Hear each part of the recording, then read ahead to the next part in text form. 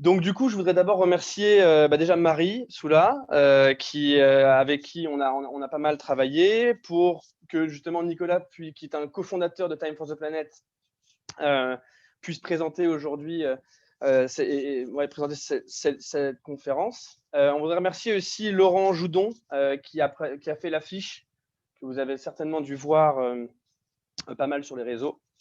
Alexis Achin et Christine Bombardier Cofopé, qui ont tous deux beaucoup aidé et qui sont du coup, grâce au CRMR partenaire de participer à ce partenariat entre Time for the Planet et puis en tout cas permis cette présentation de manière officielle pour l'université. Quelques vecteurs de communication comme la FEUL, l'AFOR, Univers, le CERMA et aussi évidemment le CRMR qui ont aussi communiqué beaucoup sur les réseaux pour ça. Et puis Maudit Français, qui est un journal qui a fait un article sur cette présentation, qui a peut-être amené des gens, certainement aussi ici, j'imagine. Et évidemment la planète US avec Rachel et Marion qui ont aussi communiqué ça autour d'eux. Pour tout ce qui est questions, je vous propose, quand vous avez des questions au fur et à mesure de la conférence, vous pouvez les noter dans le chat et on va vous les notifier puis les poser à la fin. Ou bien à la fin, levez votre main et puis ouvrez votre micro. C'est toujours sympa de communiquer directement à l'oral. Et puis sachez aussi qu'avec Marie, on va faire des petites questions-réponses mardi prochain pour ceux qui ont encore quelques questions en plus en fonction de ce qu'ils vont voir aujourd'hui et s'ils ont d'autres choses. En tout cas, on voulait expliquer un peu notre implication et notre implication personnelle sur Time for the Planet. Et donc l'AFOR nous a demandé de présenter ça et ça sera avec grand plaisir. Donc du coup, mardi prochain à 12h30. Si vous voulez poser toutes vos questions, on sera là pour y répondre. Ce sera avec plaisir. Et puis, il est 12h35. Donc, normalement, on est dans les temps pour commencer la présentation. Donc, Nico, je te laisse la parole. Et puis, encore merci à tous ceux que j'ai déjà cités. Mais un merci encore. Voilà. Eh ben, donc, merci de m'inviter ce soir. Donc, c'est la première fois que Time for the Planet fait une conférence à l'international. Alors, on a déjà présenté dans d'autres langues à des entreprises ce qu'était Time for the Planet, mais auprès d'une école étrangère, enfin étrangère hors de France, c'est la première fois. Donc, je suis extrêmement touché. Bien évidemment, si ça se trouve, il y a des réglages qu'on va devoir faire parce qu'il peut y avoir je sais pas, des écarts culturels, j'en ai aucune idée, c'est une expérience et donc je m'excuse par avance si jamais je fais des loupés, il n'y a aucune mauvaise intention, il y a juste de l'apprentissage. Merci effectivement à Clément et Marie d'avoir organisé tout ça, c'est extrêmement précieux. Ils font partie d'une grande communauté qu'on appelle la communauté de la galaxie de l'action. C'est-à-dire qu'une des bases de Time, vous verrez ce soir, c'est vraiment le fait d'agir. Time n'a pas vocation à donner son avis. D'ailleurs, on a un petit mème qui tourne, c'est photo de la Terre avant et après que Time for the Planet ait donné son avis. C'est la même photo. Nous, on est là plutôt pour agir et je vais vous expliquer comment. Bien évidemment, je serais ravi de répondre à plein de questions à la fin, si on en a le temps, bien évidemment. Je vais tout faire pour qu'on ait le temps. Et en attendant, c'est parti. Hop. Donc, je ne sais pas d'ailleurs si vous avez un niveau de connaissance déjà sur ce qu'est Time for the Planet. Donc, je vais vraiment partir. Rien du tout. Ok, c'est mystérieux et vous vous êtes fait capter. Ça m'intéresse vachement du coup à la fin de savoir un peu ce qui a fait que vous êtes venu prendre du temps pour découvrir. Donc, nous, il faut savoir qu'on se concentre, malgré notre nom, sur... donc, on agit, on est une entreprise qui veut agir contre le dérèglement climatique. Bien évidemment, vous connaissez tous les ODD de l'ONU. Donc, nous, on se consacre uniquement au 13e, le réchauffement climatique. Et si on prend les 9 limites planétaires, on est également uniquement sur la question du changement climatique. Il y a d'autres problèmes écologiques à traiter, notamment la disparition de la biodiversité, le problème de l'acidification des océans ou des pollutions plastiques. Time for the Planet ne s'occupe que de la problématique du réchauffement et donc des gaz à effet de serre. malgré notre nom. Ça, c'est important de le préciser. Hem, Sans entrer dans le détail de ce qu'est le réchauffement climatique, parce qu'on est capable de tenir, plus d'1 heure là-dessus, mais là, on est sur une version un petit peu, synthétique de cette conférence. Heu, Quand on comprend, que si demain on arrête d'émettre l'intégralité des gaz à effet de serre sur toute la planète et pendant 30 ans, c'est-à-dire jusqu'en 2050, il y a une telle inertie que la température du globe continue d'augmenter jusqu'en 2050. Ça, c'est des choses qui mettent un petit peu le cerveau en alerte parce que quand on a tendance à se dire: «OK, les accords de Paris, c'est plus 2 degrés en 2100». Bon, finalement, l'été qu'il fasse 35 ou 37, ça change pas grand-chose. Non, c'est beaucoup plus grave. D'ailleurs, si vous voulez comprendre ces fameux +2, +3, +5 que vous entendez peut-être, régulièrement, c'est une température moyenne à la surface du globe. Pour la comprendre au-dessus des continents, parce qu'on est terrestre, eh ben, il faut doubler une première fois. Donc vous passez d'un, je sais pas moi, d'un +3 à un +6. Et puis pour comprendre les pics de température, il faut redoubler une deuxième fois. Donc d'un +3 degrés, vous passez à +6 et à +12 degrés pour comprendre les pics de température. Donc l'objectif, c'est de rester sous les 2 degrés. Donc si on double 2 fois, ça fait du +8 en termes de pic. Mais les pires scénarios sont à +7, on parle même de +9 degrés, donc les rapports du GIEC. Et donc là, si vous doublez 2 fois, ça devient tout de suite, extrêmement effrayant. Nous, on se base justement pour agir sur, le rapport du GIEC, enfin les rapports du GIEC du coup. Et ce qu'ils nous demandent, c'est qu'effectivement, il va falloir agir extrêmement vite, mondialement et radicalement. Parce que, bien évidemment, c'est un problème systémique absolument gigantesque et que les projets, à une échelle locale seront pas suffisants.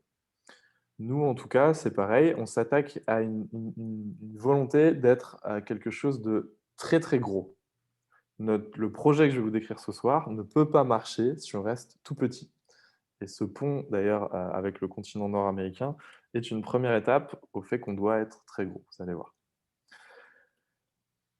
Notre mission, c'est notre petit slogan, c'est ça qui a commencé à nous faire connaître, en France, c'est qu'on se fixe pour objectif de créer 100 entreprises qui vont lutter contre le réchauffement climatique, contre les gaz à effet de serre plus précisément, et on va devoir réussir à tous les coups. Donc créer des entreprises, les réussir à tous les coups, puis le lien entre l'entreprise et le dérèglement climatique ou les gaz à effet de serre, pas forcément évident à ce stade, je comprends. Mais rentrons un petit peu dans le détail. Notre mission, en fait, c'est de détecter des innovations, de détecter des études, des choses qui, d'un point de vue scientifique et théorique, peuvent avoir un lien direct avec les gaz à effet de serre. Mais bien souvent, le fait de passer d'une idée ou d'un prototype à un objet du quotidien ou un service du quotidien, c'est compliqué parce que c'est des schémas mentaux qui sont différents. Et pour ça, une fois qu'on détecte des innovations, où qu'elles soient sur le monde, eh bien, on va leur associer des entrepreneurs. Alors, entrepreneur, nous, on l'utilise au sens créateur d'entreprise confirmé.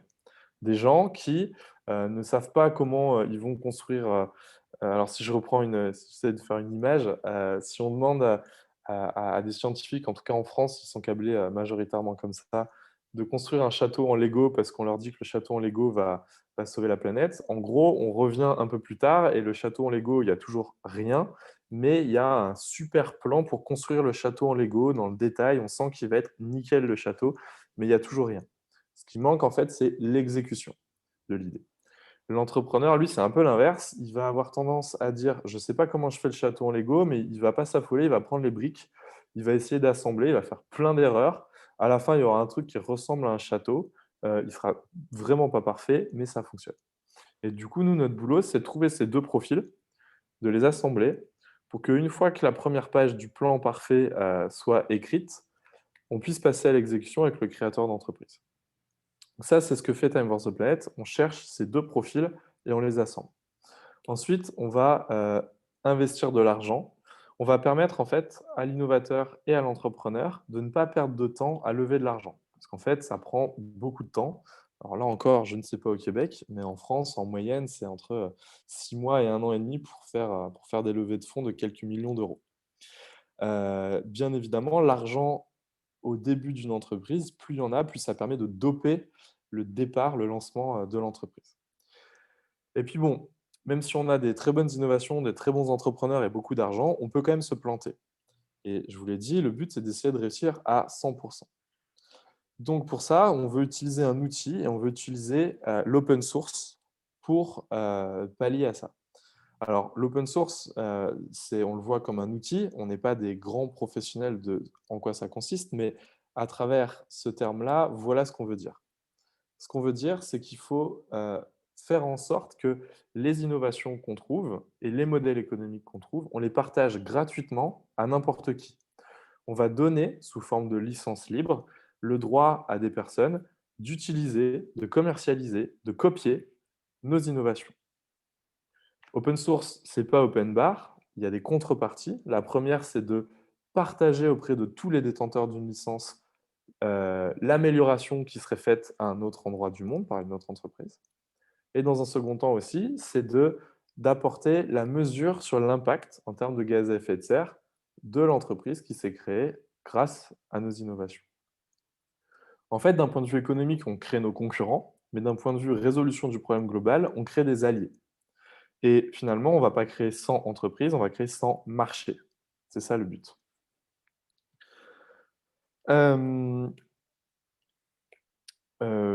Voilà ce que je peux dire sur vraiment le cœur de ce qu'est Time for the Planet, c'est notre moteur, c'est ce qu'on va faire. C'est un peu schématisé, mais c'est ça le principe.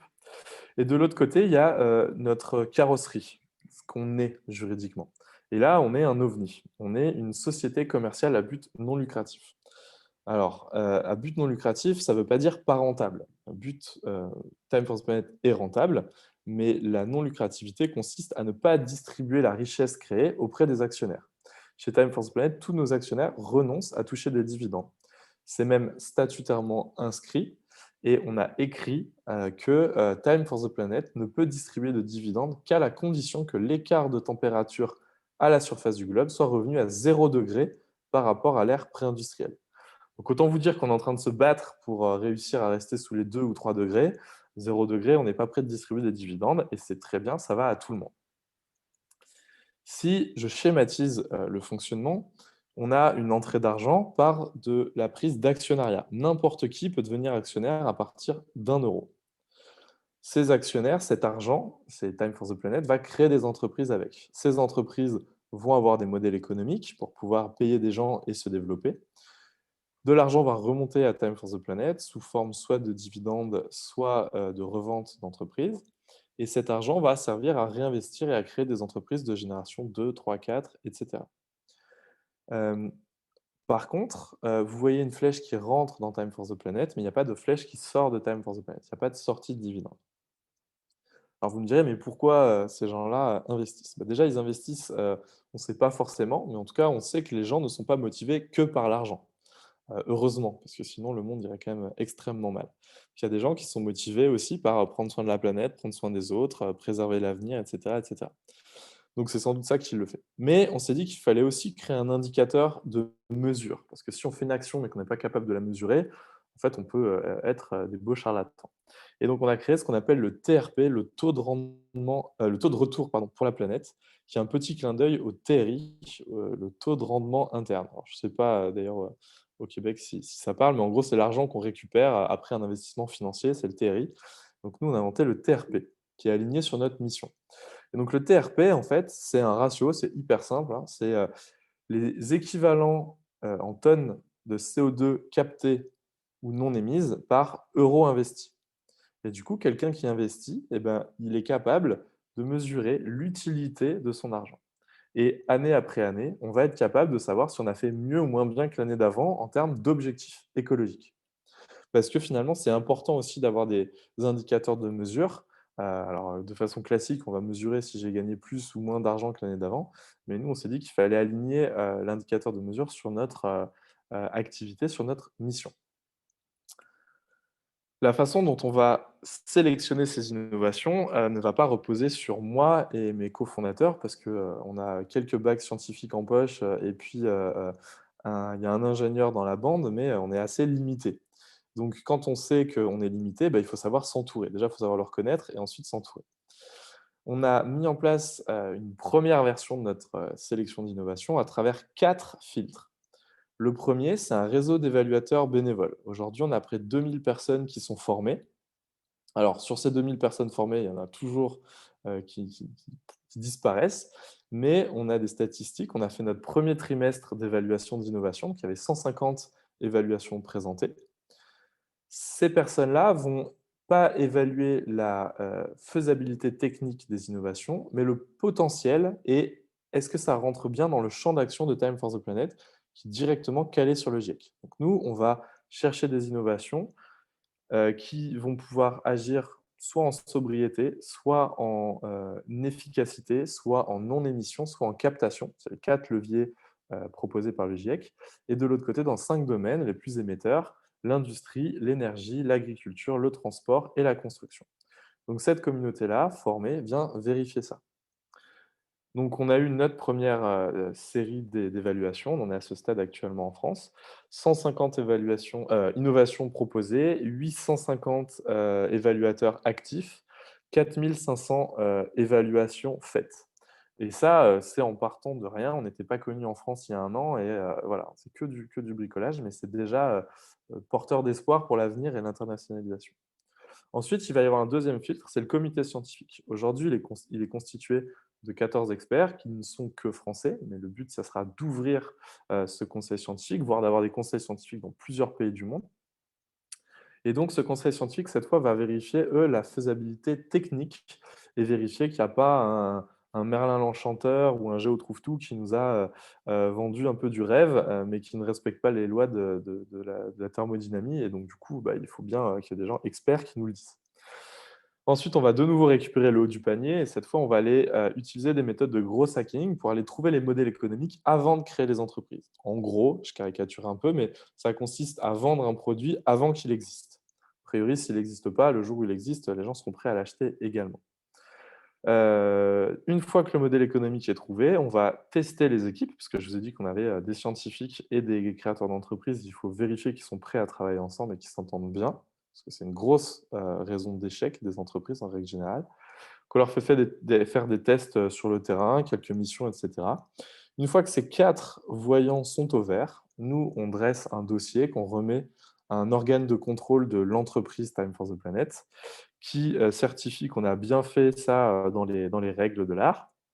Et ensuite, collectivement, les actionnaires de Time vont voter l'investissement de Time for the Planet. J'ai oublié tout à l'heure sur le slide d'avant, mais quand je disais Time doit appartenir à tout le monde parce que la Terre appartient à tout le monde, en un tout petit peu plus d'un an, on a aujourd'hui 16 500 actionnaires, on a rassemblé près de 2,5 millions d'euros et à la base, on n'a aucun réseau et on ne connaît personne. On a mis 1 an à rassembler le premier million et on a mis 2 mois à rassembler le deuxième million. Voilà, n'importe qui peut devenir actionnaire de Time, des citoyens, des citoyennes, des entreprises de toutes les tailles, des collectivités publiques, des associations. Le capital est ouvert absolument à tout le monde. C'était aussi un souci et une volonté de transparence que de dire qui que vous soyez et que peu importe votre porte-monnaie, eh ben, vous pouvez rejoindre l'aventure. Et puis, dernier élément, et c'est ce qui nous amène ici aujourd'hui, c'est fonder ça sur l'intelligence collective, fonder ça comme un mouvement citoyen, parce que tout le monde veut se sentir utile. Alors, c'est compliqué de donner un rôle et une mission à tout le monde. Aujourd'hui, on a formé près de 3000 personnes qui sont venues nous voir en disant « je veux aider, qu'est-ce que je peux faire ?» On n'a pas des actions pour tout le monde. Par contre, on a une organisation communautaire qui est basée sur quelque chose d'extrêmement horizontal et organique, c'est-à-dire que ça se déploie sans contrôle, avec vraiment un cadre assez clair et sain. Il n'y a pas de jeu de pouvoir, par exemple, dans cette organisation. Donc on a d'une part ce qu'on appelle des planètes, c'est des mini-communautés. Ces planètes, elles n'ont pas vocation à faire des choses. En fait, c'est des viviers de personnes qui ont des connaissances et des compétences. Et puis de l'autre côté, on a des personnes qui s'organisent pour mettre en place des actions qui répondent à des besoins. Par exemple, aujourd'hui, on a des gens qui traduisent le site internet en italien, en espagnol, en roumain, en allemand. On a des gens qui organisent des conférences, il y a des gens qui organisent, là, il y a des gens qui veulent organiser une course de 40 000 kilomètres sur un week-end. Voilà, il y a des choses comme ça. Donc, il y a plein de petites équipes. Ces équipes-là, ça s'appelle des comètes. Et donc, quand ils ont un besoin, par exemple, les gens qui organisent une conférence, ils disent bah, j'ai besoin d'un photographe, et ben, ils vont aller piocher dans la planète photographe pour trouver un photographe qui peut répondre à ce besoin. Et donc c'est quelque chose de très souple, et qui permet de se structurer et de gagner aussi en efficacité dans le passage à l'action. À chaque fois, voilà, je le redis, on est vraiment dans l'idée d'action, et même notre communauté est ancrée, là-dessus.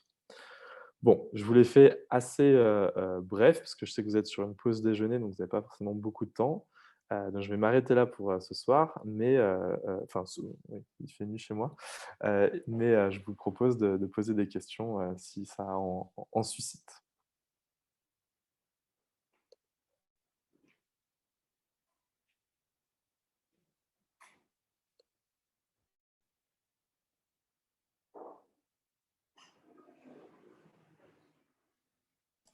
Tu vas? Moi, je moi, Alors, vas-y. j'avais reçu une question sur quel est le coût de la technologie structure pour faire toutes les vérifications et le benchmarking de l'activité, des activités.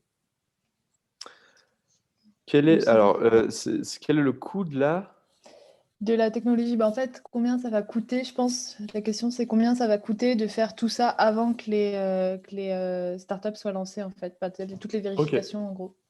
On ne peut pas savoir à l'avance parce que là, on ne l'a pas encore fait pour la première fois, donc on va itérer, on va tester. Ce qu'on pense quand même en termes de vision, c'est que ça va dépendre de l'innovation, et cetera. Mais par exemple, le fait de faire du gros hacking, ça coûte pas grand-chose, hein. Il y a plein de techniques, justement, c'est ça le but, c'est de créer de l'agilité, c'est être très souple, dépenser le moins d'argent possible, mais avoir des certitudes, beaucoup plus qu'une étude de marché. Ça marche pas extrêmement mal. Donc du coup, faut être, ultra malin et très bien gérer les fonds avec, plein de techniques. Et puis, l'aspect, test sur le terrain de l'équipe, bah, c'est pareil, ça va durer quelques semaines ou quelques mois, selon le projet. Le tout, c'est qu'ils soient capables de travailler ensemble et qu'on voit. Notre objectif, c'est que ça coûte, bah, le moins d'argent et que tout ça, ça se fasse le plus vite possible. Mais j'ai pas de retour d'expérience à vous faire pour être plus précis que ça, malheureusement. Ok. Je pense que Alexis? ça aura répondu un peu, déjà.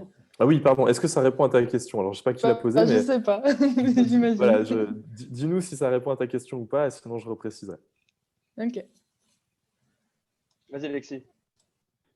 Merci pour la présentation. C'est vraiment inspirant comme concept dans le centre de recherche. Bon, je devrais parler pour mon équipe de recherche à moi. Là, on croit beaucoup à l'open source et puis on travaille déjà dans une logique open source, pas avec cette même structure-là, évidemment. Mais en fait, je suis curieux de savoir, là, au départ, il y avait l'objectif des 100 compagnies et puis ou des 100 entreprises. Et j'aimerais savoir, là, est-ce qu'il y a des exemples? Est-ce qu'il y en a déjà qui ont été mis sur pied? Vous en êtes rendu où dans ce processus-là? Alors là, l'objectif, cette année, c'est de créer les 3 premières entreprises. Donc on va avancer en parallèle sur la sélection et sur le financement, parce que pareil, si on les sélectionne mais qu'on n'a pas d'argent, ça ne va pas donner grand-chose. Donc il faut que les 2 avancent en parallèle. L'ambition, hein, c'est de les lancer avec des tickets entre 500 000 € et 3 millions, pardon. Donc après, je ne sais pas les équivalents dollars canadiens, mais voilà. Je vous laisserai faire la traduction. Et puis, donc voilà. Donc là, aujourd'hui, on vient de présélectionner, donc on vient de terminer la toute première phase, 10 innovations. Euh, c'est des innovations qui peuvent être soit en deep tech, soit en high tech, soit en low tech, soit même en no tech. Parfois, il faut changer le modèle économique pour être plus vertueux et faire des économies d'énergie. Si demain je veux isoler les bâtiments, peut-être que j'ai intérêt à devenir fournisseur d'électricité, à vendre un forfait fixe et puis finalement à isoler le bâtiment et ensuite me payer sur la marge que j'arrive à faire économiser. Donc parfois, voilà, il faut avoir des logiques un petit peu inverses. Donc, dans les innovations, là, il y a si tu t'abonnes à notre LinkedIn, tu vas voir, c'est cette semaine, il y a tous les jours, il y a une nouvelle innovation dans ce qu'on a sélectionné. Par exemple, en termes un petit peu de low-tech et en puits de carbone, vous en avez peut-être déjà entendu parler, parce que c'est plus proche de vous, le projet Vesta, celui de faire de la captation et de la désacidification des océans à partir de l'olivine, des silicates. Donc là, on est vraiment sur la low-tech, puisque finalement, il suffit de creuser et de changer des plages. Alors bien évidemment, il y a encore des questions en suspens, hein, sur la biodiversité, etc. Mais on sait qu'à l'état naturel, il y a des plages d'olivine qui existent déjà et il y a de la biodiversité. Donc, a priori, c'est jouable. Ensuite, qu'est-ce qu'il pourrait y avoir? Il y a beaucoup de recherches sur, alors là, c'est de la deep tech, hein, sur le stockage de données informatiques sur de l'ADN de synthèse. Ça, imaginez la taille au sol qu'on fait économiser, hein. L'ensemble des données du monde entier, les data centers, ça tiendrait dans le coffre d'une voiture. Donc, il y a des choses absolument radicales comme ça. En France, il y a aussi on a trouvé des scientifiques qui inventent une sorte de capteur de CO2, enfin de tout ce qui sort, j'ai perdu le mot, de condensat de cheminée d'usine, et ils arrivent à cryogéniser le CO2, et du coup ensuite, avec des réactions, je crois, sous pression dans le basalte, ils créent des réactions chimiques dites de carbonatation, et ils arrivent à isoler l'atome de carbone, les atomes d'oxygène. Donc il y a des choses voilà, de ce goût-là, mais on n'a pas encore commencé, on est seulement dans la phase de présélection. Mais on a hâte de pouvoir annoncer les premières. C'est prévu pour cette année, si on s'en sort bien. Est-ce que ça répond à ta question, Alexis? Oui, oui, très bien, merci. Ok. Et du coup, Abonnez-vous le à LinkedIn du CRMR, coup pour voir. du coup, c'est ça, le CRMR et d'autres sont les bienvenus aussi pour proposer des innovations qui pourraient être subventionnées par Time for the Planet. C'est aussi ce qui pourrait être intéressant là-dedans. Oui, Oui, on d'ailleurs, a- peut-être, c'est ça, ça serait bien, parce qu'on a plusieurs membres là, du CRMR qui sont là, il y a des étudiants, il y a des professeurs, mais c'est ça, de faire un appel finalement à l'action, parce que c'est vraiment ça, là, et cet appel à l'action-là, il peut se décliner, là, on comprend, sur différents types d'actions, et j'aimerais ça que, si possible, vous clarifiez peut-être vos attentes auprès des étudiants là, et des gens qui nous écoutent. Oui. Effectivement, quand on veut aider, il faut bien comprendre les besoins de la personne qui demande de l'aide, sinon on ne se comprend pas. Et on a 3 besoins aujourd'hui. Le premier, c'est la notoriété, c'est ce qu'on est en train de faire aujourd'hui. Là, vous êtes une petite centaine, vous ne connaissiez pas Time, et maintenant, vous connaissez Time. Donc déjà, ça, c'est le premier besoin, parce que pour réussir sa mission, on doit être international. Si ça se trouve, la bonne innovation, elle se trouve au Pérou, et la créatrice d'entreprise de génie, elle se trouve au Sri Lanka. Et puis, il y a peut-être un milliardaire angolais qui pourrait accélérer le projet. Donc, il faut absolument qu'on se diffuse de partout. Il faut qu'on soit très, très gros. Donc ça, c'est le premier besoin, notoriété. Le deuxième, c'est le financement, bien évidemment. Si on n'a pas d'argent pour financer ces entreprises, ça ressemblera à rien. Voilà, c'est le nerf de la guerre. Et le troisième besoin, bien évidemment, c'est de sourcer des innovations. Et donc, sur ces aspects-là, en France, on commence à mettre en place des partenariats avec des universités, des laboratoires de recherche, des incubateurs, le CNRS Innovation, le CEA, si ça vous parle, le Low-Tech Lab France, ce genre de choses. Et donc, concrètement, avec votre université, effectivement, ça peut être ça. Ça peut être quand vous repérez chez vous des choses qui ont un impact direct sur les gaz à effet de serre, c'est-à-dire, moi, je connais des petits gars qui sont peut-être, et on a des filles aussi dans l'équipe, mais qui sont capables de transformer ce truc sur lequel on a bossé de façon un peu théorique et prototypaire dans un laboratoire, eux, ils vont nous trouver des types qui sont capables de faire que ça se développe et ça devienne des objets du quotidien. Donc ça, c'est un besoin énorme. Et puis pour les étudiants, c'est un peu la même chose, quoi. C'est sur ces 3 besoins-là, vous pouvez jouer sur ces 3 tableaux, et je pense que vous êtes capable d'être extrêmement créatif pour trouver des actions qui répondent à ces besoins. Sachant d'ailleurs qu'il y a un Discord pour ça aussi, pour non seulement les questions, mais l'organisation d'autres événements, etc. Enfin, en tout cas, c'est comme ça qu'on s'est organisé, nous, de notre côté. Et ça peut être intéressant. Il y a une autre question là qui est tombée. En tant que créateur d'innovation, qu'est-ce qui me motiverait à la partager en open source, mis à part une accélération de la levée de fonds et une bonne conscience? Et en dessous, il y a un complément, c'est car si je cède les droits de mon innovation, je prends un énorme risque de me faire voler cette idée par un acteur plus important. En somme, si je souhaite moi-même porter mon projet, votre solution comporte un risque. Non, parce qu'au final, soit tu veux partir avec nous parce que tu adores l'idée, soit tu ne nous fais pas confiance, et dans ce cas, il ne faut pas partir avec nous. Nous, il faut distinguer déjà plusieurs choses. La propriété, le vol, tout ce genre de choses. Si tu déposes un brevet, ça te donne un droit exclusif d'utiliser ton innovation, et donc d'autoriser d'autres personnes à le faire ou pas. Par contre, par exemple, ça ne te garantit pas ton modèle économique. Il y a plein de gens qui ont breveté des choses qui leur ont jamais rapporté un centime. À l'inverse, tu peux être copié ou volé, hein, il y a des pays qui sont très très forts là-dessus, tout en ayant ton entreprise qui tourne très bien. Ensuite, il y a la question de la paternité ou de la maternité. Celui qui invente reste le père ou la mère de l'invention. Ça, on ne peut pas te l'enlever. C'est un droit de propriété morale. Et donc, voilà. La question de qu'est-ce qui me motive ou quoi, nous, on ne peut pas répondre à ta place. Il n'y a que toi qui sais ce qui t'intéresse là-dedans. Les gens, en tout cas, qui nous rejoignent, les scientifiques, eux, ce qu'ils adorent, c'est le fait que leur innovation potentiellement va s'étendre partout dans le monde parce qu'ils comprennent la logique de diffusion. Ça leur plaît. Il y en a beaucoup qui sont là pour changer l'état de l'art. Donc, c'est surtout ça ce qu'on ressent. Et après, oui, bien évidemment, tout l'accompagnement, la structuration, le fait aussi de bénéficier d'un écosystème, parce que parmi nos actionnaires, on a des industriels aussi. Et quelque part, si un jour tu dois faire tester un prototype, je ne sais pas moi, sur une cheminée d'usine d'une cimenterie, par exemple, le fait qu'on ait un écosystème où on peut te mettre en relation avec ça, c'est facile.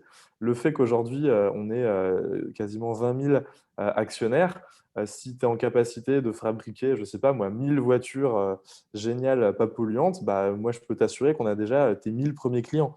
Et du coup, on va te vendre tes 1000 premières voitures, enfin, tu vas vendre tes 1000 premières voitures sans dépenser un seul centime, un seul cent, ni dépenser une seule seconde à perdre du temps à faire de la pub. Donc, il y a beaucoup d'avantages. Mais par contre, effectivement, je ne peux pas répondre à ta place. Il n'y a que toi qui peux savoir pourquoi ça te motiverait. En tout cas, les questions de propriété, de protection, etc., ça ne peut pas être volé. Ça, ce n'est pas possible. Je ne vais pas rentrer dans le détail là, puis en plus, je ne connais pas s'il y a des différences entre le droit européen et le droit québécois, mais en tout cas, en Europe, tout ça, c'est calé. Il y a une autre question. Est-ce que viser un taux de réussite de 100% sur l'objectif des 100 entreprises ne serait pas irréaliste? Même avec votre démarche structurée, les taux d'échec de démarrage d'entreprise est extrêmement élevé, plus de 50%. Alors, effectivement, alors quand on dit on veut réussir à 100%, alors effectivement, c'est un objectif et c'est extrêmement ambitieux. En France, c'est 3 entreprises sur 10 qui réussissent. Si vous, déjà, c'est 50%, il faut peut-être qu'on change de pays parce que ça a l'air mieux structuré chez vous. Mais ce qui est intéressant, surtout, c'est de se dire que nous, on peut échouer. Notre filiale, elle peut échouer. Mais comme on va partager l'innovation, il y en a peut-être d'autres qui vont réussir. Et c'est en ça, si tu veux, qu'on se permet de dire réussir à 100%. Finalement, à créer des concurrents, il y en a quand même bien un qui peut être malin. Si on a bien fait les tests avant, qu'on est sûr que ça répond bien à des besoins, qu'il y a bien un modèle économique, bon, après, c'est une question de capacité d'exécution. Et donc, si nous, on n'est pas bon pour exécuter ou qu'on n'a pas de chance à un moment, sans doute d'autres seront capables de le faire. C'est pour ça qu'on se permet de le dire. Est-ce que ça répond à ta question sur le taux de réussite et le taux d'échec? J'imagine que… Bon, de toute façon, on va voir les commentaires si ça revient. Ouais, tu nous diras. Bien évidemment, ce n'est pas toutes nos filiales qui seront à 100% de réussite. Ce serait effectivement un gros mensonge. Bien sûr qu'il y en a qui ne vont pas réussir. Mais déjà, si elles sont copiables, effectivement, ça pourra permettre à d'autres entreprises de réussir à Tout à fait. contrepartie. C'est ça. Est-ce que vous êtes ouvert à des solutions macro qui ne sont pas quantifiables en termes de gaz à effet de serre? Par exemple, au Québec, les émissions de CO2 des feux de forêt représentent environ 40% des émissions globales sans la respiration cellulaire, mais ne sont pas comptabilisées. Ailleurs, ce pourrait être l'accès à la contraception. Pardon. Voilà. Donc, en gros, la question principale, c'est est-ce que vous êtes ouvert à des solutions macro qui ne sont pas quantifiables en termes de gaz à effet de serre? Du style faire que les forêts, elles s'enflamment plus, quoi. C'est ça que je comprends? C'est a priori la question, ouais. En fait, c'est quantifiable parce que j'imagine qu'il y a des statistiques sur les feux de forêt dans des régions du monde. Donc, on sait à peu près là-dessus. Donc, si finalement la solution qu'on déploie, elle permet que cette statistique baisse, on peut s'attribuer à cette baisse. Donc, si c'était ça la question, ça me paraît quantifiable, mais je n'ai peut-être pas tous les éléments. Dis-nous aussi si ça… C'est ça, ça peut être ajouté après. Pour poursuivre la question d'Alexis concernant les ententes vis-à-vis des entrepreneurs et leurs innovations proposées, avez-vous un gabarit pour savoir quoi inclure dans le dossier qui sera soumis à Time for the Planet? Comme ça, on a déjà envoyé les liens. Bah, à moins que tu aies rajouté Ok. quelque chose, hein, Nicolas, mais on a déjà envoyé le lien. Ok, Oui, bah génial. Oui, il y a un petit ça. formulaire. Alors tout ça, c'est pareil. Là, on vient de finir nos versions 1 et donc ça va évoluer, ça va se renforcer, ça va se professionnaliser tout ça.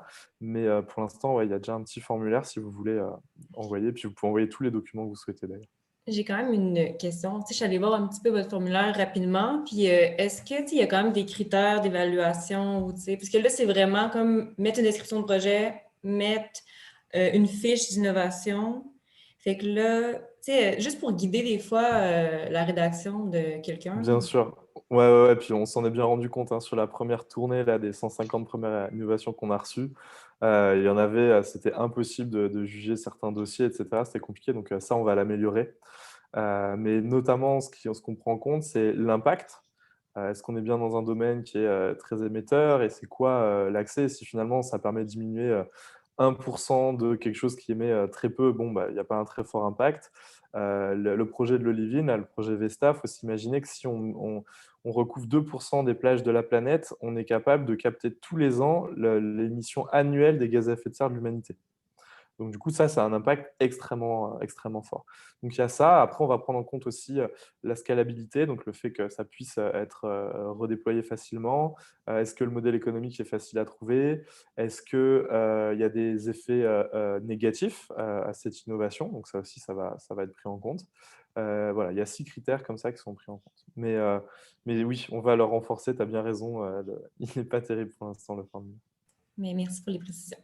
Ce qu'il faut savoir aussi, c'est que nos évaluateurs, ils ont un petit bouton et ils peuvent directement communiquer avec les innovateurs. Donc, ça leur renvoie un mail et du coup, il y a des systèmes de questions-réponses pour avoir des précisions. Est-ce qu'il y a une charte de rémunération des employés qui travailleront pour les entreprises reliées à l'innovation ou ce sera au choix de chacune des entreprises? Si le responsable d'une entreprise se verse 1 million, ce n'est pas vraiment sans but lucratif. Alors, il faut distinguer deux choses, Time for the Planet et les filiales. Et puis aussi redéfinir ce que c'est que la non-lucrativité. La non-lucrativité, c'est le fait de ne pas partager les bénéfices générés par une entreprise. Et vous avez raison, si je suis le seul dirigeant, par exemple, je pourrais tout à fait me dire, ah bon, bah, je me paye finalement 1 million et il n'y a jamais de bénéfices, et puis je ne distribue rien, mais par contre, je me paye en salaire. Donc il y a deux échelles à distinguer. La première, c'est Time for the Planet, c'est la holding, la société mère. Nous, et vous pouvez le voir dans nos statuts, on a capé nos salaires de dirigeants de Time for the Planet à 4 fois le montant du revenu minimum en France. Pour l'instant, on n'est pas payé. Ça fait 1 an et demi qu'on travaille à temps plein, plus que temps plein, gratuitement. Si on peut, c'est-à-dire si on trouve des revenus qui nous permettent de ne pas dépenser trop de temps ailleurs, eh ben, on sera très fiers de contribuer encore plus en n'étant pas payé. Mais nous, on a capé. Alors, donc 4 500 € en France, c'est pour un projet international et toute notre expérience qu'on a et notre expertise, c'est vraiment pas grand-chose. Mais c'est une discussion qu'on a eue entre nous. Il y en a plein dans l'équipe qui ont déjà gagné plus. Et c'est un choix de sobriété volontaire de notre part. Par contre, on ne s'interdit absolument pas de recruter des salariés à plus. Si on a une compétence qui est très rare à trouver et que cette personne-là ne veut pas venir si elle n'est pas payée tant, ben, en fait, nous, on a besoin de la compétence. Et ça, bah, on ne va pas forcer une personne à... Enfin, on ne va pas soit se passer de la compétence, soit forcer une personne. Ensuite, il y a les filiales. Et dans les filiales, ce qu'on veut, nous, c'est donner la liberté aux dirigeants d'entreprise. Mais on est, en tant que Time for the Planet, on est majoritaire dans ces entreprises. Donc, on aura un droit de regard. On espère, je pense que le cas que tu donnes n'arrivera pas. Parce que les gens qu'on rencontre actuellement, qui ont ils ont fait leur vie déjà. Ils ont de l'argent, ils n'ont pas de problème. Et je ne suis pas sûr qu'ils aient besoin de se verser des salaires à cette hauteur. Par contre, quelqu'un effectivement qui se dirait bah, moi je viens, vous venez chercher ma compétence, j'adore le projet, etc. Pour autant, quelqu'un qui gagne beaucoup, beaucoup d'argent et qui décide d'en gagner un peu moins, mais quand même, ça pourra toujours choquer des personnes. Il faut savoir aussi que c'est des gens extrêmement efficaces. Et donc, quelque part, si une personne, elle touche, je sais pas moi, 200 000 € et qu'elle fait le travail en termes d'exécution de 3 personnes moins compétentes, quelque part, ça revient un petit peu au même. Mais voilà, donc les dirigeants des filiales, ils choisiront ce qu'ils veulent et nous, on a un droit de regard en tant que Time for the Planet, en tant que co-investisseur. Et pour Time for the Planet, il faut distinguer les dirigeants, CKP, des salariés, ça, on ne se laisse pas de limite. Mais bien évidemment, on devrait être regardant et faire une bonne gestion. Y a-t-il des services de consultation auprès des entreprises déjà existantes? Des services de consultation, il faudrait préciser la question. Est-ce que Time… Alors, c'est précisé. Chloé, je crois que c'était Chloé. Est-ce que tu peux préciser peut-être? Ouais. Je sais pas si…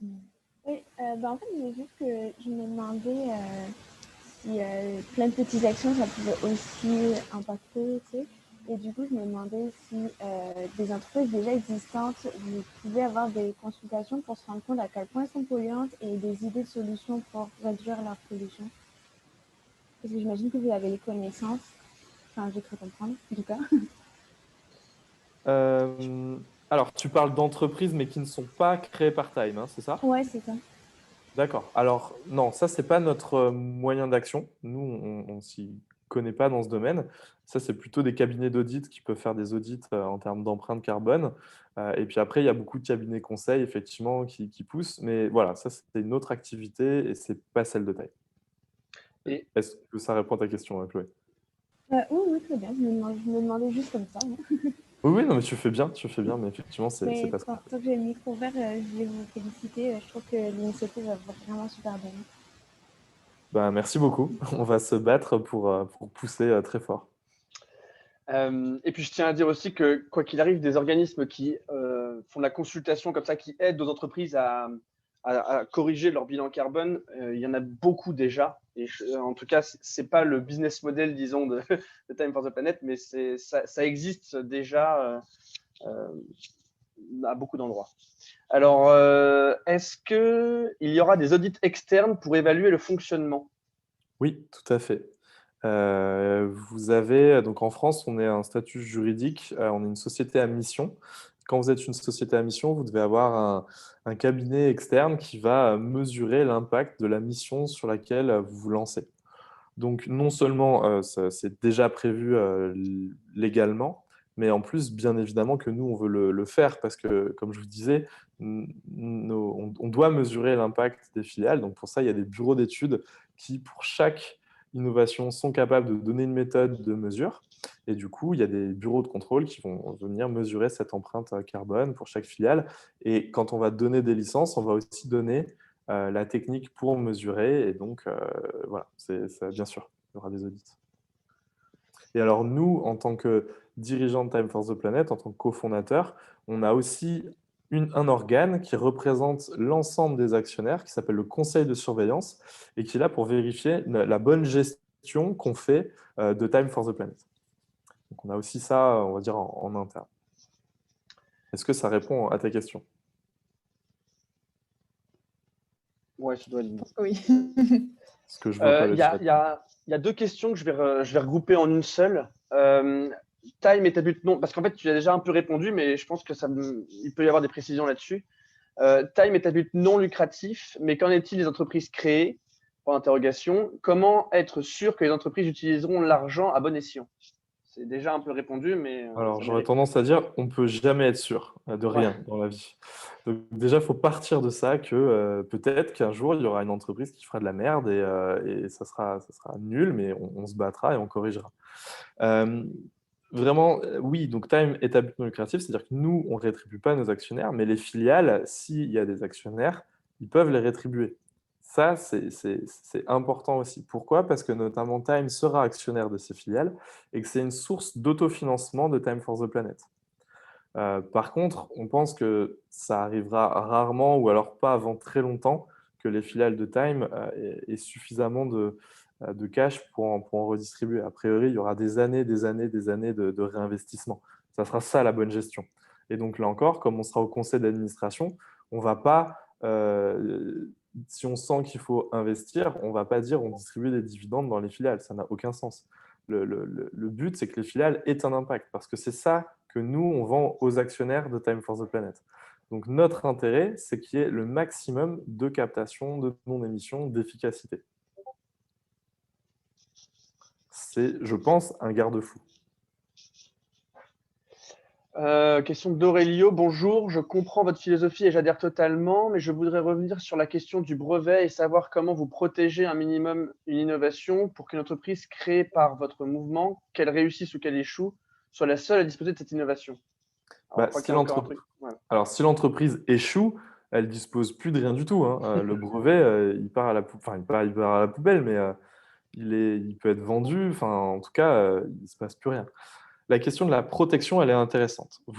Pour protéger un procédé ou une invention, vous pouvez le faire de plein de façons différentes. Par exemple, si vous le publiez dans une revue scientifique, eh ben, il est protégé. Il n'y a personne qui peut le protéger à votre place.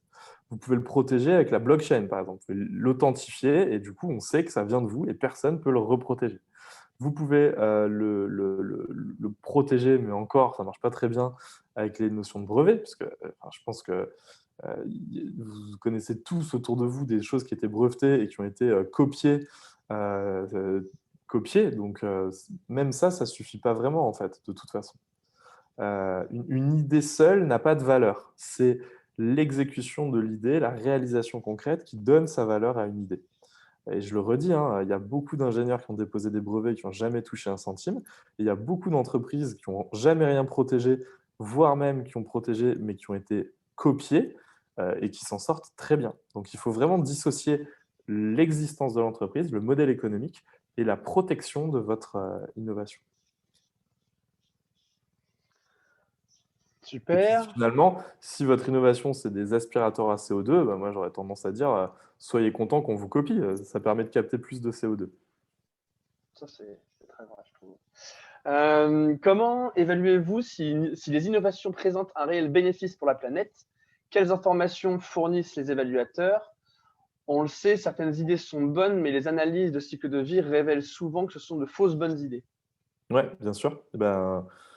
C'est pour ça qu'on a un conseil scientifique après les évaluateurs. Eux, ils sont censés scruter ça.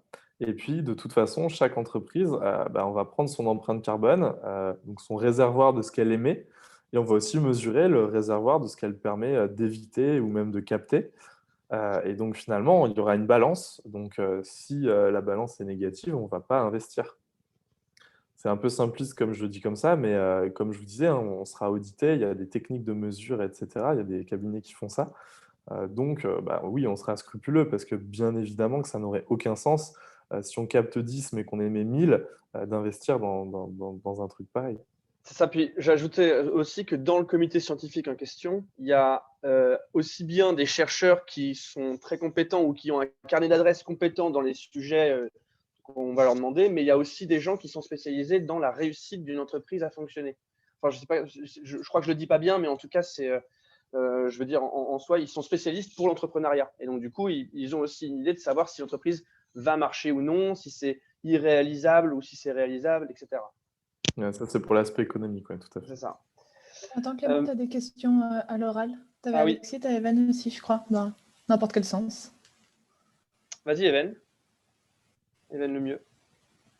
T'as ton micro coupé. On ne t'entend pas. T'as ton micro qui est coupé. Je t'ai demandé. C'est bon. encore la Ouais, souris qui joue des tours. Désolé, je n'avais pas reconnu mon nom. Enfin, j'entends beaucoup de choses, mais ce que je n'ai pas entendu, c'est au niveau des TLR et à quel niveau vous faites un go, no go. Parce que quelques millions, ça brûle rapidement quand vous êtes dans un start-up, nouvelle entreprise. Et à un moment donné, vous allez avoir besoin de pomper énormément d'argent pour pouvoir faire croître une bonne idée. Bon, avez-vous des accès à un Bill Gates ou autre multimilliardaire qui pourrait injecter des fonds et accélérer la dynamique du développement d'une entreprise? Et si tel est le cas, de quelle façon allez-vous décider en tant qu'organisation qu'une petite idée a le potentiel de devenir le miracle de la planète? Alors, ça sera l'accumulation d'idées qui pourra avoir un impact, ça, on en est très conscient. Il n'y aura pas une solution miracle, il y aura une accumulation de beaucoup de choses. C'est une très, très bonne question. En fait, la première chose, c'est que nous, on va surtout être là sur la phase, on va dire, d'amorçage, les phases seed, les phases série A. Et nous, on estime l'accompagnement jusqu'à 10 millions. À partir de là, et nous, on se donne ces tours de table et c'est avoir distribué des innovations, enfin des licences pour les innovations. À partir de là, on a fait notre boulot et la phase d'industrialisation avec les séries B et les séries C peut s'amorcer avec des investisseurs beaucoup plus puissants, beaucoup plus gros, beaucoup plus riches. À partir du moment, de toute façon, où l'innovation a été publiée, elle est plus reprotégeable, rebloquable. Et donc, on a fait notre boulot. On échange avec Microsoft Monde, oui, aujourd'hui. On ne sait pas encore ce que ça donnera, mais peut-être que tu nous parleras chance en parlant de ce monsieur.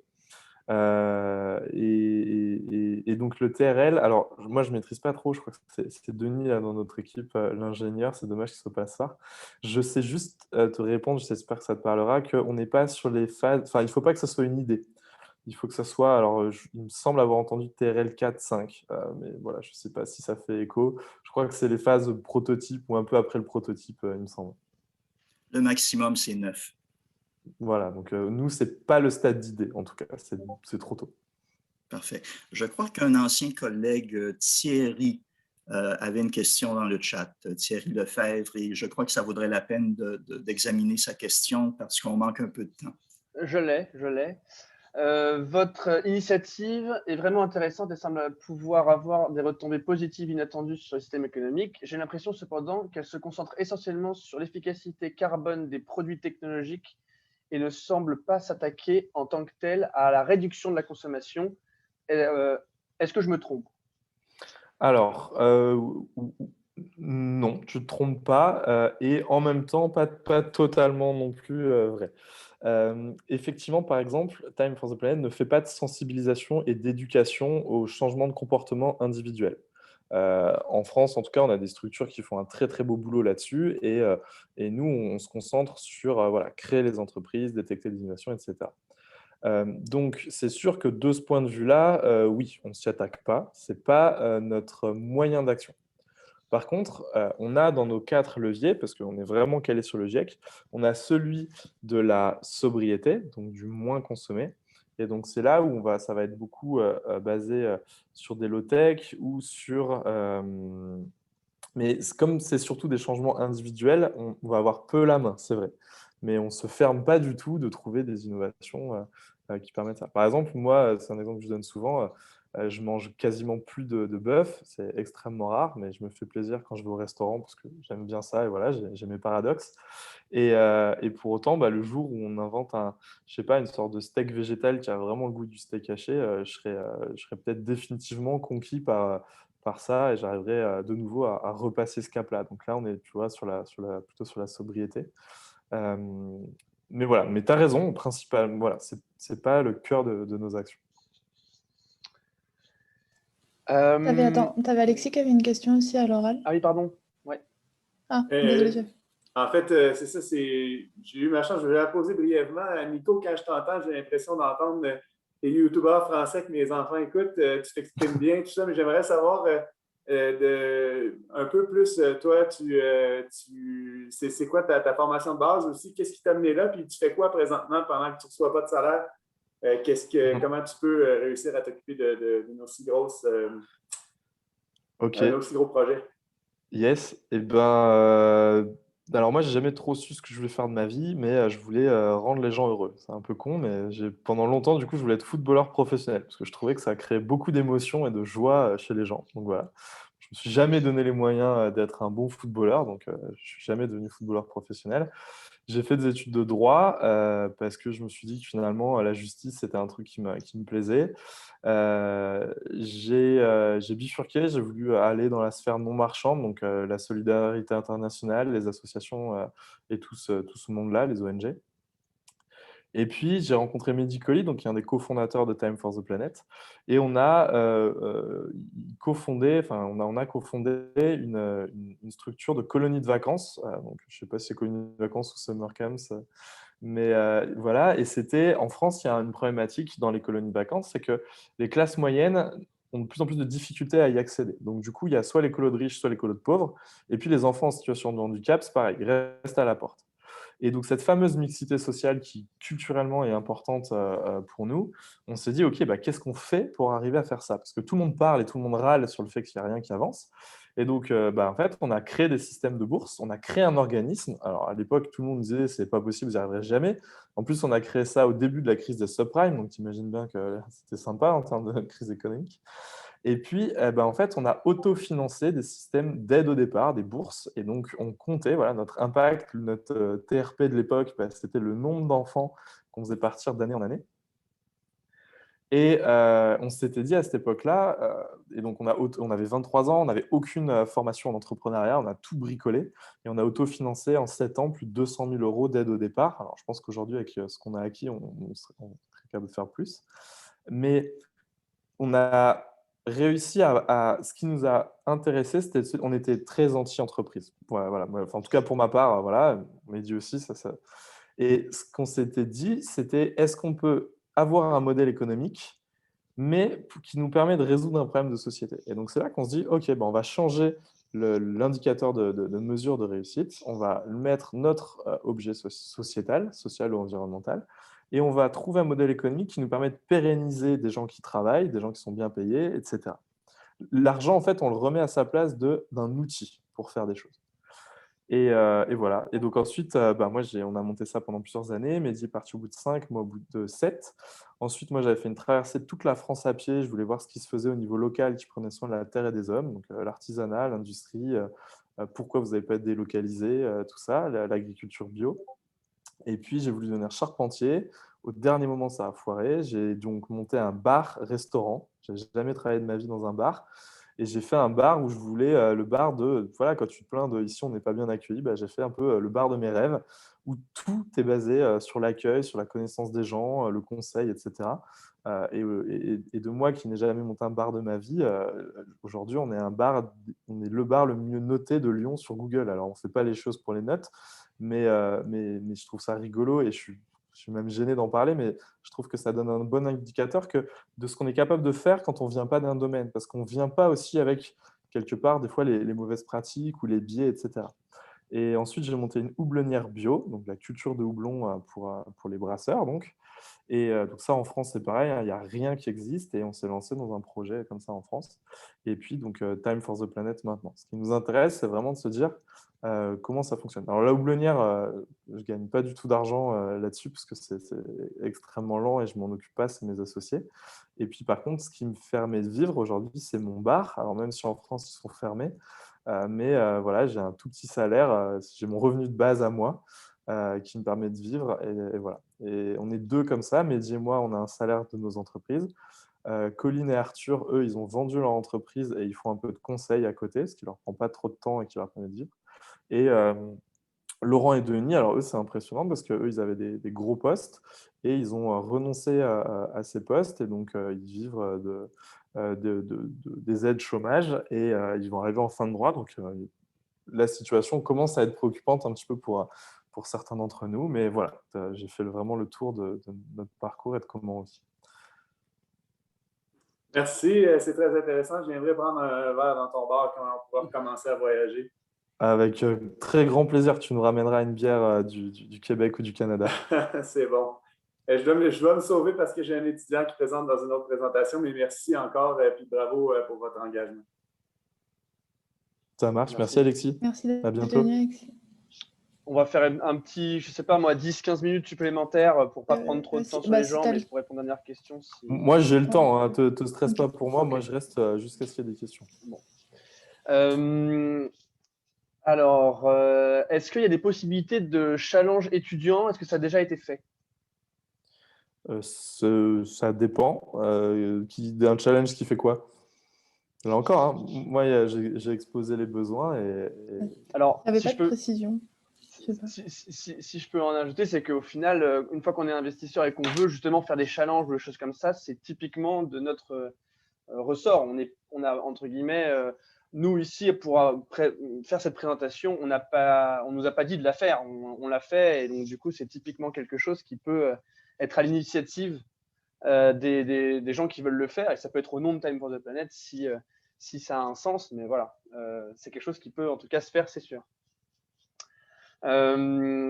Alors, des investisseurs contribuent-ils au niveau des filiales ou de la holding? Y a-t-il des actions différentes entre les fondateurs et les actionnaires futurs? Les actionnaires participent de quelle manière dans les choix des investissements? Très bonne question au pluriel. Donc, je vais répondre déjà à la dernière. Au moment où on a monté toutes les phases de test et où on a monté les dossiers et où le conseil de surveillance valide la procédure, eh ben, on va voter en assemblée générale les investissements. Alors, quelque part, ça sera assez symbolique parce qu'il y aura plein d'expertises qui seront passées avant. Les gens n'auront pas forcément la connaissance et la compétence pour aller gratter dans une assemblée générale. Mais ça se passe à ce moment-là. Ensuite, je crois qu'il y avait une question sur le fait, est-ce que quand on devient actionnaire, on peut aider les filiales ou Time for the Planet? Ouais. Je crois. Hein. Alors, les investisseurs, ouais, c'est ça. Ouais. Ouais. Alors, ouais, les investisseurs de Time, on va dire. On va dire que je l'ai compris comme ça. Les investisseurs de Time, ceux qui veulent aider peuvent aider Time for the Planet, mais les filiales vont être montées par des gens à temps plein, payés pour ça et donc pour aller extrêmement vite. Malgré toutes les bonnes volontés, quelqu'un qui est bénévole, il n'a jamais plus de quelques heures par semaine. Et donc, bien évidemment, on ne peut pas monter une entreprise à coût de quelques heures par semaine, même en étant 100 et à consacrer 2 heures chacun par semaine. Ça ne marche pas parce que là, c'est un problème de coordination du coup. Donc, voilà, il n'y aura pas d'aide aux filiales a priori qui seront possibles. Pour préserver son idée, serait-il envisageable de soumettre son idée à Time for the Planet sous entente de confidentialité jusqu'à approbation, de manière à ce que si l'innovation n'est pas retenue, elle ne soit pas publiée en open source pour laisser le temps à son propriétaire de porter le projet par lui-même? Alors, déjà, quand vous proposez une innovation à Time, vous pouvez mettre ce que vous voulez. Donc, surtout, à la limite, ne mettez pas des trucs ultra confidentiels que vous pourriez breveter ou je ne sais quoi. Nous, c'est surtout, on a besoin de comprendre déjà dans les grandes lignes en quoi ça marche. Par contre, quand ça arrivera devant le conseil de surveillance, le comité scientifique, pardon, là, oui, il y aura des clauses de confidentialité. Parce qu'eux, ils ont besoin d'aller dans le détail, dans la faisabilité technique, pour être sûr que vous n'êtes pas en train de vendre du gros bullshit. Donc oui, là, il y en aura à ce stade. Ça répond à la question? Je suppose. Alors, il y a une dernière question encore que je vois pour l'instant. Votre combat est-il uniquement centré sur le climat? Quid de la destruction de la biodiversité? Alors, oui, je pense que c'est quelqu'un qui est arrivé en cours de route, parce que du coup, oui, c'est que le climat, Time for the Planet, malgré notre nom. Par contre, la raison, c'est que on gagne en efficacité en se spécialisant dans la résolution d'un problème. Par contre, s'il y a des gens qui veulent copier Time for the Planet pour faire le Time for the Planet de la biodiversité, on donnera tout le matériel qu'on a pour aller vite, quoi. On fera gagner du temps à ces personnes-là.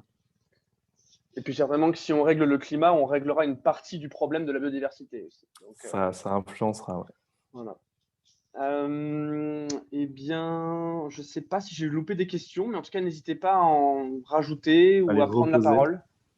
Il y avait pas mal de questions sur les brevets, la protection des idées, tout ça, en fait, où ça a l'air pas...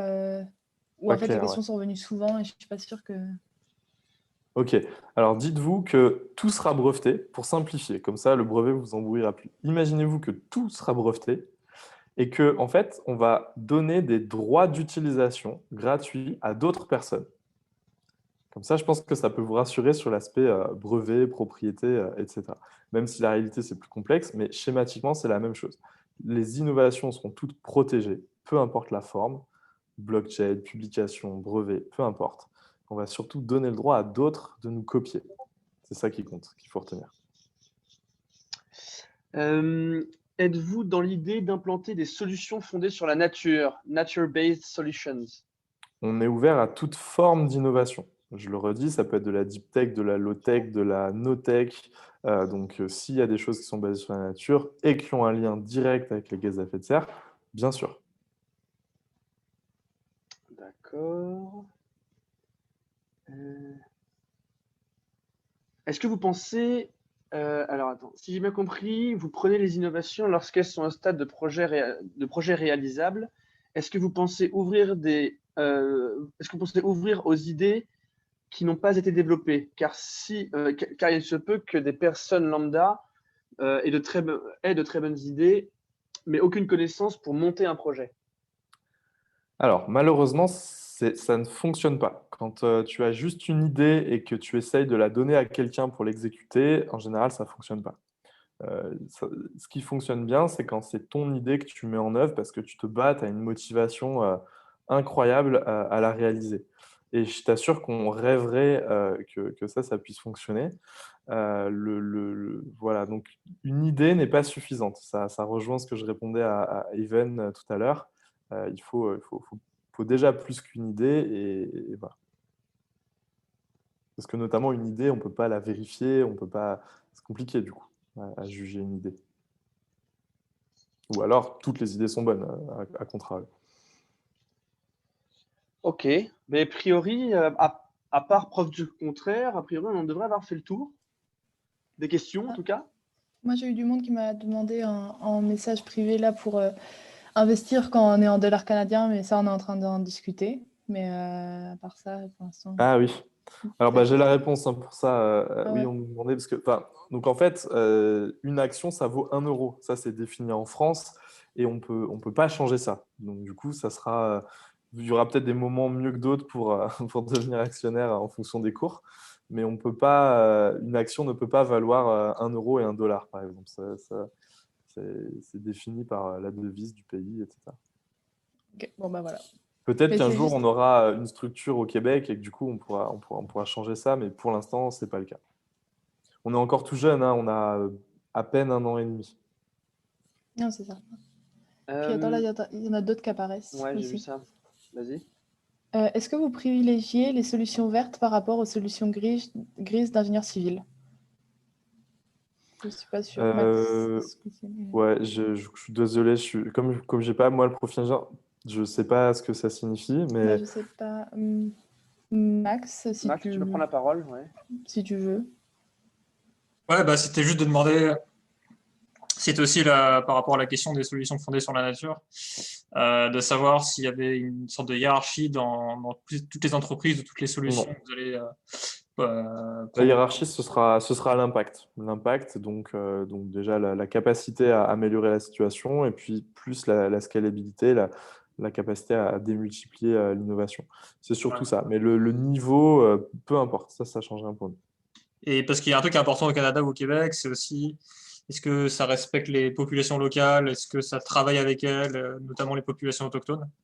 Donc, est-ce que c'est pris en compte aussi? À l'inverse, en France, comme il n'y a pas de population autochtone à préserver, ce n'est pas dans les critères. Mais bien sûr que le jour où il y a une innovation, on va respecter les lois de tous les pays. Donc, si on doit implanter une Non, pas au niveau des entreprise. lois, au niveau de l'efficacité. Parce que c'est quand même pas mal dans la littérature scientifique que c'est les populations locales qui sont les plus à même à faire perdurer l'innovation. Tu parlais des plages à un moment donné, c'est un peu l'idée. Ouais. Et donc, est-ce que ça respecte un peu ce côté-là avec un peu de science sociale ou est-ce que c'est juste du bourrin ingé on dépose Non, non, non. Alors, on a dans le premier conseil scientifique qu'on a, il y a un expert en sciences sociales justement pour aussi amener ses regards. Donc, on espère qu'il jouera son rôle. Après, je peux pas t'en dire plus parce que là encore, on n'a pas encore fait. Donc, on va voir. On fera peut-être des conneries et il faudra améliorer. Mais j'ai pas, là encore, je suis limité parce que j'ai pas de retour d'expérience à te partager. Donc, je te vendrai du vent ou du rêve et j'ai envie de faire ni l'un ni l'autre. Merci. Désolé pour la frustration. Mais oui, en tout cas, il y a un critère d'externalité qui est pris en compte déjà. Donc, en fonction des lieux, des cultures où l'innovation sera étudiée, bien évidemment que ça rentrera en compte, je pense. Comment les entreprises hors Time for the Planet auront le droit d'utilisation des innovations? Doivent-elles investir dans Time pour interrogation? En gros, ouais. Alors investir dans Time, ça coûte 1 euro, donc normalement c'est toujours accessible. Mais sinon, comment est-ce que c'est ça? Comment auront-elles le droit d'utilisation des innovations? Comment ça marche? avec ce qu'on appelle des licences, donc des contrats d'autorisation. Ils viendront nous voir et on leur donnera le droit, les plans, les accès, les modèles économiques pour utiliser. Et dans ce contrat, il y aura aussi des contreparties, c'est-à-dire le fait de devoir repartager s'ils font des améliorations techniques de l'innovation, et puis le fait de devoir aussi nous rapporter les résultats de leur captation ou moindre émission. Voilà, par un contrat tout simplement. Super. Moi, je crois qu'on a fait le tour, hein, Clément. Ouais, je ne sais pas je après pense. s'il y a des questions, des gens qui ont des questions à l'oral, allez-y. Mais en tout cas, dans les trucs écrits, on a tout passé. Alors Max, je vois que tu as fait une autre question. Comment être sûr que les solutions ne se posent pas? Alors vraiment, je sais que pour des ingénieurs, parce que vous êtes plutôt profil ingénieur hein, dans votre école, Ouais. il me semble. Ouais, je pense à Je sais que ou forestier, mais je sais que du coup, le monde de la science est plus basé sur on recherche la certitude. C'est normal et heureusement qu'il y a des gens comme vous, parce que s'il n'y avait que des gens comme nous, les entrepreneurs, ça marcherait moins bien. Dans le monde de l'entrepreneuriat, on vit avec l'incertitude tout le temps. On ne peut jamais rien assurer, rien prouver. Par contre, on sait qu'on peut toujours améliorer et pousser, etc. Donc, si je réponds vraiment mot à mot au premier degré, je ne peux pas t'assurer qu'il n'y aura jamais rien qui se marchera dessus. Par contre, à nous d'être attentifs. Le fait d'avoir une énorme communauté va nous permettre aussi d'être attentifs à ça, parce que même si nous, on ne sait pas tout, c'est le principe de l'intelligence collective, c'est qu'il y aura des gens qui sauront identifier les problèmes et là où ça se marche dessus. En tout cas, c'est notre espoir. Et c'est pour ça qu'on veut aussi être un mouvement citoyen. C'est pour que des gens comme toi nous rappellent des choses qu'on ne maîtrise pas, qu'on ne connaît pas. Voilà. Il y a une autre question. Quel est aujourd'hui le plus gros frein au développement de Time for the Planet? Jusqu'à présent, ça se passe pas mal parce qu'on augmente vite en nombre. Tu vois, là, par exemple, on est début mars, on a autant d'actionnaires en 2 mois et demi, même pas, ouais, un peu plus de 2 mois, qu'on en a eu en un an l'année dernière. Donc, ça s'accélère et donc c'est très positif. La levée d'argent, c'est pareil. Par contre, ça va jamais assez vite. C'est-à-dire que si on se met à rassembler 2 ou 3 millions par an, tu penses bien qu'on ne va pas pouvoir en créer beaucoup d'entreprises dans les 10 prochaines années. Or, notre mission, on l'étend sur 20 ans et il faut surtout avoir un effet le plus rapidement possible. Donc je dirais le plus gros frein, c'est que ça ne va pas assez vite. Mais voilà, sinon, honnêtement, on est assez surpris. On a des grands noms comme, alors je ne sais pas si au Québec ça parle, mais Nicolas Hulot, Gaël Giraud, des personnes comme ça qui sont très impressionnées, qui soutiennent le projet. On a un ancien vice-président du GIEC, Jean Jouzel, qui est également soutien de Time for the Planet, qui est dans les actionnaires. Donc il y a pas mal de soutien, ça se structure bien, ça plaît, on est énormément challengé, mais en même temps, comme la proposition en tout cas de solution, elle est pragmatique, elle tient la route, qu'on a une expertise en création d'entreprise. Pour le moment, on n'a pas de gros écueils, à part toujours la lenteur à devoir convaincre des gens. Alors, je ne sais pas si c'est franco-français, ça, pour le coup, mais c'est long. Il faut répéter, rassurer, surtout tout le temps, montrer patte blanche. Voilà. Pourquoi avoir choisi le format d'action pour la participation plutôt que des dons, par exemple, qui auraient pu être qui pourraient être en partie défiscalisables dans le cadre d'une association? Très, très bonne question, Baptiste. Il y a plusieurs raisons. Parce que nous, on sait que la forme juridique de ton activité n'est pas importante. La preuve, on a déjà créé des entreprises sous forme associative, on en a créé d'autres sous forme de société commerciale. Pour nous, ça ne change rien. Il y a des facteurs psychologiques. Par exemple, quand tu fais un don à une structure, effectivement, tu as un avantage, tu peux défiscaliser. Ça, déjà, on l'appelle, nous, en France, l'effet Notre-Dame de Paris. Quand Notre-Dame a brûlé, il y a plein de gens qui ont voulu donner de l'argent pour reconstruire, notamment des millionnaires. Et tout d'un coup, ça a fait salut Rachel, à plus. Ça a fait le bad buzz. C'est-à-dire que tout d'un coup, on n'était plus en train de féliciter des gens de refinancer du patrimoine collectif. On était en train de bâcher des gens parce qu'ils faisaient ça par intérêt, par défiscalisation, etc. Alors qu'en plus, les règles, c'est que es capé. Donc, bien évidemment, quand tu mettais 10 millions, tu ne défiscalisais pas les 2 tiers de tes 2 millions, de tes 10 millions, pardon. Mais déjà, voilà, pour éviter cette espèce de côté, non, les gens qui rejoignent Time, c'est que par intérêt. Donc ça, c'est le premier élément. Le deuxième, c'est pour créer un lien, un sentiment d'appartenance beaucoup plus fort. Quand tu fais un don à une association, tu vas suivre l'activité de l'association, pas du tout ou un peu. C'est assez rare les gens qui s'accrochent et qui aident après avoir fait un don. Nous, n'importe qui peut devenir copropriétaire dans l'entreprise. Et donc, on pense que le sentiment d'appropriation, d'appartenance et donc de capacité à mobiliser des gens va être supérieur à un système de dons. Voilà, ça c'est la deuxième raison. La troisième raison, c'est qu'en fait, si Time for the Planet peut fonctionner bien et qu'on arrive à faire de l'autofinancement d'ici une dizaine d'années, on peut racheter les actions au même montant que tu les as achetées. Si par exemple, je sais pas, tu as mis 100 $, eh ben, on peut te les racheter 100 $ à partir de 2030. Ça, c'est notre rêve. Un don, tu peux jamais le retrouver. Et donc, quelque part, eh ben, une entreprise peut dire, bah oui, j'ai investi 10 millions et je pourrais les récupérer plus tard. Quelque part, c'est de la bonne gestion. On pense qu'il n'y aura pas grand monde qui voudra ressortir. Si on arrive, c'est que les gens seront fiers d'en faire partie de ce projet.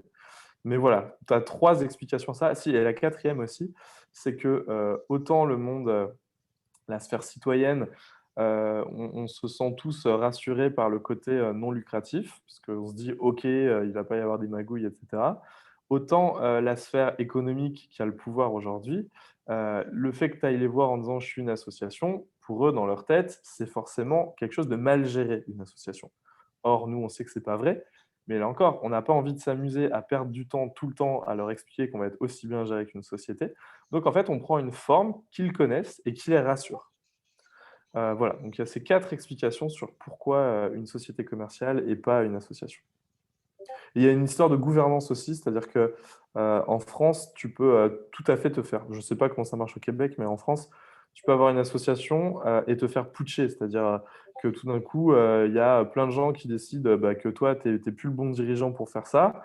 Donc tu viens avec tous tes potes et puis vous retournez l'Assemblée générale en étant très nombreux. Et donc du coup, la pérennité du projet peut prendre l'eau.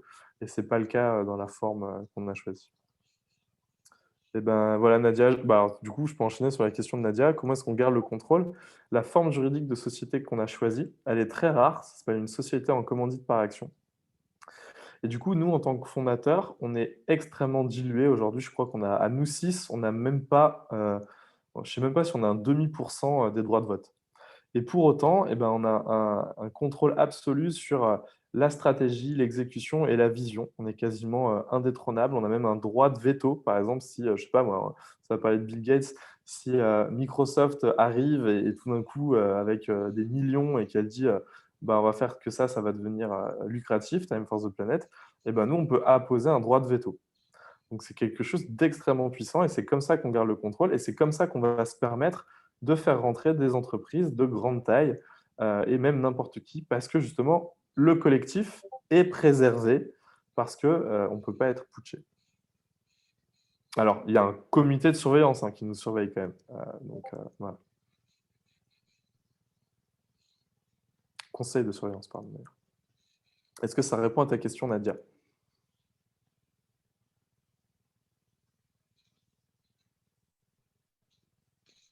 J'imagine que oui. Ah oui, bah voilà. Ouais, parfait. Je ne sais pas s'il y a d'autres questions. Encore là. Absolument, merci. Tu as répondu. C'est bon. Ok. Bon, bah écoutez, s'il n'y a plus de questions, on ne va pas prendre le temps de tout le monde en plus. Mais, merci en tout cas à tout le monde. Merci Nicolas. Et juste pour finir aussi, donc sachez qu'il y a des communautés, donc on appelle ça des planètes. Ça, je vous laisse voir avec Marie et Clément pour qu'ils vous parlent de ça. Vous pouvez rejoindre le Discord de Time même si vous n'êtes pas actionnaire. Vous pouvez venir faire des formations même si vous n'êtes pas actionnaire. Je ne sais pas comment ça se passe si vous avez des lois extraterritoriales / à la con comme aux États-Unis, mais en tout cas aujourd'hui, on ne peut pas avoir d'actionnaire américain. Donc ça, je ne sais pas si vous savez, sinon Rachel, elle peut peut-être, qui est encore là, elle peut peut-être expliquer ce que c'est que cette fameuse loi pour que vous enquêtiez. Mais en attendant, voilà, il y a juste un flou là-dessus, ça je ne sais pas. On n'a pas entendu parler, mais après, c'est vrai que je pense qu'on n'a pas. Je suis pas sûre que dans les associés, il y a encore des Québécois. Je pense qu'on est plutôt des Français expats, Ok. mais je sais pas. Et comme Clément il a dit au début, nous, de toute façon, on va parler mardi midi, à 12h30, avec la FOR de ce qu'on fait plus concrètement et de en quoi c'est sympa d'y être. Et c'est Ok. plus de notre point de vue, nous, quoi. Ça marche. Très bien. Parce que, outre, entre guillemets, une forme de bonne action, c'est aussi, ça nous a apporté aussi pas mal de liens sociaux et de même de contacts pour l'avenir, parce que forcément, je ne sais pas si c'est bien approprié, mais qui se ressemble s'assemble. Et effectivement, il y a des constructeurs avec qui maintenant je suis en contact, que j'ai découvert grâce à Time for the Planet, et d'autres personnes avec qui on a des intérêts communs. Et donc, du coup, ça peut aussi apporter un réseau. Et non seulement si en plus ça s'intègre au Québec d'une bonne manière, ça peut effectivement apporter toutes ces choses-là au niveau personnel. Et donc, du coup, ça va au-delà aussi du don pour la communauté. C'est aussi au niveau personnel. C'est aussi intéressant, entre guillemets. Donc, voilà. C'est quelque chose quand même qui n'est pas à négliger, je pense. Et un argument, entre guillemets, supplémentaire. Voilà. Et donc, du coup, mais je ne sais pas s'il y a des choses à rajouter. Bah, Nico, je te laisse le mot de la fin. Écoute. Alors, j'ai pas lu le chat, hein, donc si jamais il y a des gens qui m'ont posé des questions, je m'excuse. C'est juste que je n'ai pas suivi et c'est extrêmement dur l'ergonomie pour trouver. J'ai essayé de chercher, mais je vois notamment que Rizwan, Normalement, je t'en c'est ai bon. écrit un message, mais je le retrouve pas, Rizwan. Donc Ok. voilà. Ah bah il est là, Rizwan. Vas-y, dis-nous, ouvre ton micro si tu veux. Oui, oui. Bonjour à tous, comment allez-vous? J'espère que vous avez vraiment apprécié effectivement cet échange. Et Nicolas, bravo tout d'abord. Donc toi effectivement était fondateur là donc pour Time for the Planet. J'en étais premier séduit. Effectivement, tu sais, tu parlais un peu de bouche à oreille, parler marketing viral. Bah, c'est un de mes très bons amis justement qui m'a parlé de Time for the Planet. Voilà, donc vraiment de façon très transparente, très ouverte et très réaliste. C'est ce qui m'a complètement séduit. D'où effectivement mon. Parfait. Au plaisir de travailler avec toi. Avec plaisir. Le mot de la fin, ouais, j'adorerais que la planète Québec devienne la plus grosse communauté hors de la France. Voilà, parce que je me dirais, ouais, j'étais là au début, j'ai vu le noyau. Et Clem et Marie sont vraiment géniaux et je dis pas ça pour leur passer de la pommade, quoi. Je trouve ça remarquable leur investissement depuis le début et voilà. Combien il y a d'habitants d'ailleurs dans la planète Québec, vous savez déjà? Vous savez? Vous avez suivi? Je pense la planète, on est une dizaine. Je suis pas sûre. Sur le Discord. Ouais, non, mais même. Non, officiellement, ouais, hors Discord, parce que c'est beaucoup plus large. Il y a une dizaine. Ouais. Sur LinkedIn, déjà, j'avais vu qu'on était au moins 40 ou 50, un truc comme ça, si on regardait tout le Québec. Ouais. Mais j'ai regardé en mettant les filtres sur le LinkedIn. C'est ça. Le truc, c'est qu'on l'a créé relativement tard. Je vais vous dire combien vous êtes. Québec, vous êtes officiellement, messieurs, dames, 12 habitants de la planète Québec. Magnifique. D'accord. Okay. Sur 9 millions d'habitants au Québec, on a le temps de grossir. Ça. Alors nous, c'est rigolo. Il faut savoir qu'à Lyon, donc c'est la ville où on a monté Time for the Planet, aujourd'hui, il y a 0,5% de la population majeure qui est actionnaire de Time for the Planet. Et ça nous fait marrer de se dire, putain, quasiment un demi. Voilà, c'est drôle. Ouais. C'est pas mal. Avec toute la communication en plus qu'il y a eu dessus, c'est vrai qu'au final, il y a encore de la marge de progression. Rien qu'à Lyon, il y a de la marge de progression. Alors, pour avoir plus d'infos, Nadia, je te conseille le site internet de Time for the Planet. Il y a beaucoup d'infos. Et tous les jeudis de 12h à 13h, on fait des questions-réponses. Donc, du coup, tu peux venir compléter, préciser. Mais sinon, j'ai pas beaucoup. Enfin, si, en vrai, j'ai n'importe quel élément je peux te donner. Mais on n'a pas autre chose en plus. Pour nous contacter, je laisserai Clément et Marie te donner notre accès à Discord. On est très présent et réactif. On répond beaucoup à toutes les questions qu'on nous pose. Et puis, par mail, mais moi, je suis très mauvais par mail. C'est pour ça que j'essaie d'esquiver te donner mon mail. Mais c'est nicolas@time-planet.com. Et il ne faut pas m'en vouloir si je ne réponds pas. Ce n'est pas contre toi, c'est que je ne suis pas très bon pour les mails. Je te mets l'adresse. Je mets l'adresse dans le... Ouais. Et le site internet, c'est... Je vais le mettre, le site internet. À part si tu l'as maintenant. Mais... Ouais, c'est bon, je l'ai calé. Hop. Parfait. Comme on veut vraiment être transparent justement pour lever les doutes, rassurer les gens, etc. Vous avez des tonnes et des tonnes de documents à aller voir. Il y a une barre de recherche qui est plutôt bien faite et vous pouvez avoir beaucoup, beaucoup d'infos. Et s'il y a un truc qui vous fait tiquer, n'hésitez pas à venir vérifier parce que c'est pas normal qu'il y ait un truc qui vous inquiète dans ce qu'on a dit.